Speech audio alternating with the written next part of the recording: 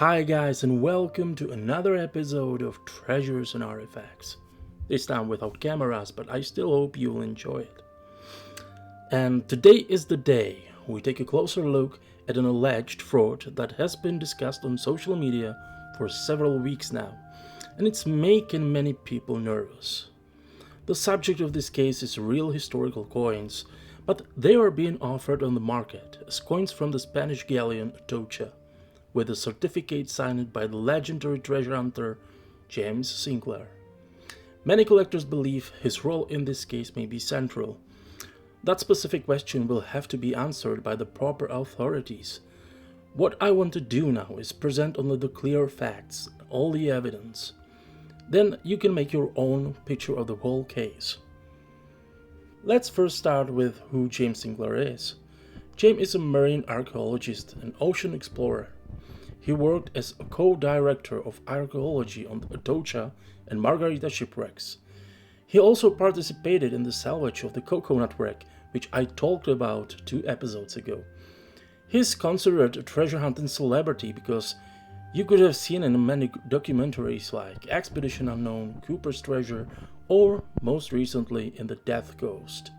But could this legendary treasure hunter and archaeologist really be connected to one of the most disturbing collector scandals of the new millennium? Let's see the facts. It all started months ago when one of my friends was trying to buy a nice Atocha coin for his collection, and Tech Criswell offered to sell him this wonderful Lima 1 real. Since Lima coins from Atocha are extremely rare, my friend did some due diligence and asked James Sinclair himself to confirm that the coin was really genuine. And his answer was clear. I checked my files, it's legit one of mine. I hope this helps. Beautiful and rare coin. So the deal was done. But later, rumors started spreading about too many Atocha Lima coins showing up on the market. So my friend wanted to double check whether the coin was 100% legitimate. I went back through my records, and yes, the one Lima 1 real coin you have is legitimate and as being one I certified. I know the gentleman I worked with on that coin, and he is a trusted source. He has purchased collections of the coins that came from both chests 9 and 4, and I assist him in the certifications. Yours is very unique piece. So, months passed, and we're finally in 2026 at 1715 Fleet Society Conference, where Charlie Wynn had his presentation about fake Atocha coins. And guess who was also there? James Sinclair himself, who also had a presentation that day. After this conference, collectors started checking their coins, and few weeks later, social media was flooded with, well, what could be called questionable Atocha coins. Real historical coins with Atocha certificates, but also with recent auction history without any pedigree. Let's now see 3 examples of these coins. And it might be the best to start with my friend's coin. It's coin number CH4 11606. Okay, here's the complete certificate of what I posted today. 1 real, all the information on it. Here's the coin. Here's the other side. Wet signature, raised seal. How did this get made 1 month after this coin was bought off of a Sedgwick auction in May 9th of 2024, and then I bought it a month later with that wet signature? Well, here's some other ones. I won't show the information on them yet because I haven't figured out all the information about them, everything. Wet signature again, same information. Wet signature again, raised seal on this style treasure salver certificate with Mel Fisher's signature on it. But it's a printed signature. It's not his real signature because, of course, he was dead in 2024. How did this happen? And there you can see both coins next to each other. On the left is a coin from Sedgwick auction, and on the right is the photo of the certified Atocha coin. Let's see another example. CH 941-00813. This is another Atocha coin certified by James Sinclair. I can hear some voices saying, how can we be sure that these coins are really the same? They produced millions of those coins in the past that looked very similar. True, but every single one of them looks a little bit different. I would call it the coin's fingerprint, if you want. Because you can find features there that are not on any other coin. Let me show you the next example. This coin has some very unique features. It's obviously the shape, the broken shield, but look at the scratch at 2 o'clock. There is no way that the certified coin didn't come from the Stephen Album Rare Coins, auction 52, lot 1112. With this confidence, I thought it might be interesting to actually show you how even you can find these coins.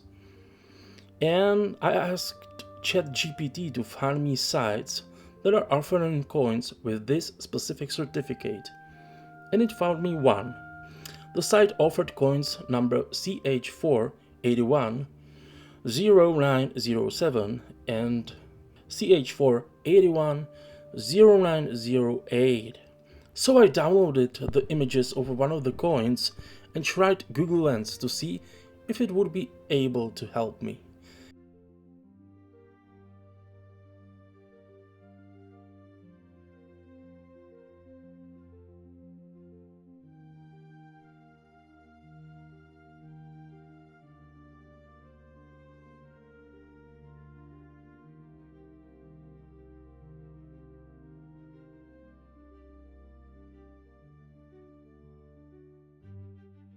And as you can see, it took me only a few seconds to find it. The coin was actually bought from a Polish auction, but here's the catch. I also tried to find the other coin that was being offered on myatochacoin.com, but I didn't find it. Fortunately, our research group was able to locate it. Look at this heritage auction lot. It matches perfectly. You can even see the cut from the left side, but if you were paying attention, maybe you noticed something else. Yes, the coin from the Polish auction is right in the next lot. Let's take a good look at it. Maybe you don't realize it, but we are watching an unbelievable coincidence right in front of your eyes. So, in 1985, there were 2 treasure chests as a part of the napkin deal. Sinclair has the coins from these chests documented in his papers. And both coins get out into the world, and through different owners they get to heritage auctions, where they are in consecutive slots.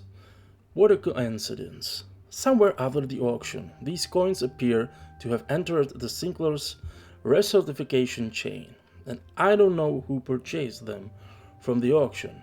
These coins are then apparently resold to my Atocha coin, where they are offered for sale again. Coins from one chest travel through the whole world and finally ended up together again. But we're not only talking about coins from one chest. Did you notice that they are actually siblings? If Sinclair was using his own records during the recertification, then we can assume that he gave the coins their original numbers that ends with 907 and 908. What is the probability that these siblings would go through such a difficult journey and then meet again after 40 years in one store? If you ask me, that chance is very close to 0.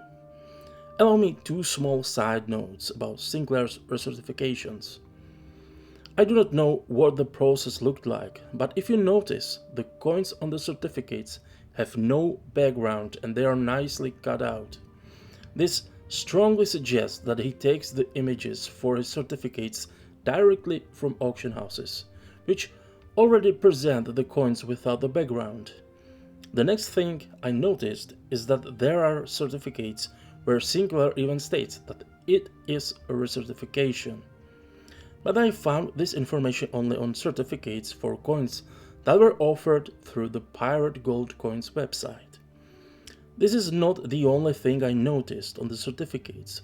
The coin numbers on those certificates start with the letters PGC, which may stand for Pirate Gold Coins. On the Pirate Gold Coins website, these coins were also sold in PCGS slabs, and this brings us to one of the most dangerous problems comes from this. Today, it's quite common to sell coins in certified slabs and without certificates, so it is very possible that some of the coins in these slabs may actually come from these very strange recertifications. So, were the coins from Pirate Gold Coins also bought without pedigree somewhere from the internet? Well, from what I had the chance to see, the answer is yes. So there was nothing else to do but to contact Joe Bizzle and ask him for a comment. But neither on his personal page nor on the Pirate Gold Coins page did he comment on the whole case in any way. But there is someone whose comment is much more important. After collectors raised doubts about the coins, James Sinclair came with his statement. First, I want to apologize to this group or any buyers of these coins that have had an issue with certificates. The coins are all part of a group that were represented as originating from Atocha chest. Because the original certificates associated with that group were reportedly lost many years ago, and the Mel Fisher organization has not issued replacement certificates for quite some time, the coin was later renumbered. While the original certificates no longer exist, the coins themselves remain. In order to provide documentation for the piece, the coin was certified by myself. I cannot speak to any fraudulent certificates, but can provide any background on coins I have recertified for the purpose of retaining value and associating it with Atocha. I would appreciate concerned individuals to reach out to me regarding this matter. Anyone with question regarding their coin is always welcome to contact me directly, and I will do my best to provide any information I have. Thank you, James Sinclair. Well, this didn't answer many questions, if any. For example, why did Jim renumber the coins even though he had all the documentation to recertify them? And many more, and since James himself wrote that anyone is always welcome to contact him directly, I did it. And what was his response to my questions? I will tell you what I have told others who have contacted me. Speak with the person or entity that you purchased the coin from. They can contact me with questions. I didn't receive any answer to my questions, and after that I was blocked on his Facebook profile. Nice. Can you imagine, guys, being connected to a serious certification scandal, and instead of doing everything to clear your own name, you block people who ask direct questions? This is really not suspicious at all. That's all for now. You can make up your own mind, and I can only say that we have already found dozens of these coins, and the numbers are still growing. As far as I know, these are the dealers who sold coins with this type of certificate. If you have any coin with James Sinclair's certificate, you can contact me at treasuresandartifacts@gmail.com.